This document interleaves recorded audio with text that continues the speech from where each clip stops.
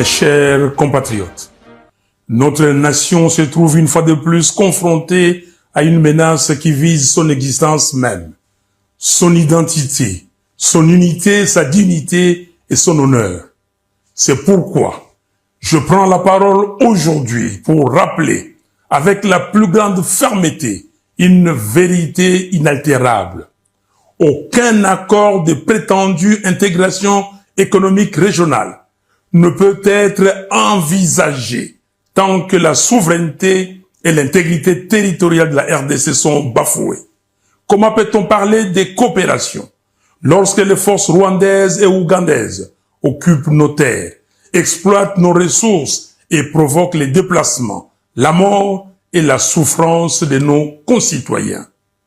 J'affirme haut et fort que l'accord cadre signé le samedi 15 novembre 2025 à Doha ne saurait constituer la base d'un accord de paix durable. Les discussions de Doha devaient se limiter à la mise en œuvre intégrale et sans complaisance de la résolution 2773 des Nations Unies et la définition des modalités du cessez-le-feu et non à la signature d'un accord d'abdication qui mettrait en péril l'avenir de nos enfants. Notre nation n'est pas à vendre. Notre souveraineté n'est pas négociable. Et l'intégration régionale ne peut se faire qu'entre États égaux, libres et respectueux des frontières. Aucune pression ne doit primer sur la sécurité du Congo. Aucune manœuvre ne doit détourner notre marche vers la cohésion nationale. Ainsi, j'en appelle à Monsieur Félix Tshisekedi et à tous les Congolais à œuvrer pour la cohésion nationale. Une cohésion véritable qui ne peut naître que d'un dialogue national inclusif. Monsieur Tshisekedi, au nom de notre peuple, meurtri mais toujours debout, je vous invite à convoquer sans délai le dialogue national.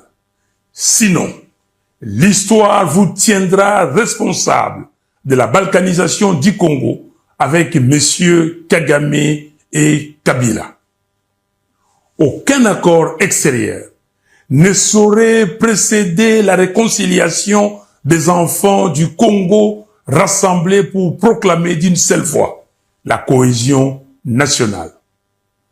Peuple congolais, c'est maintenant que se joue notre avenir.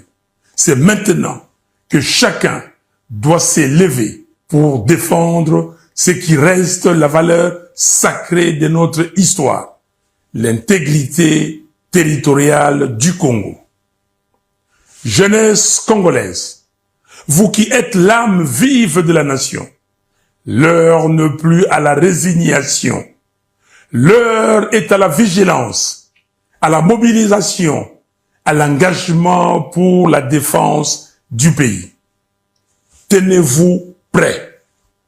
Un peuple uni ne sera jamais vaincu.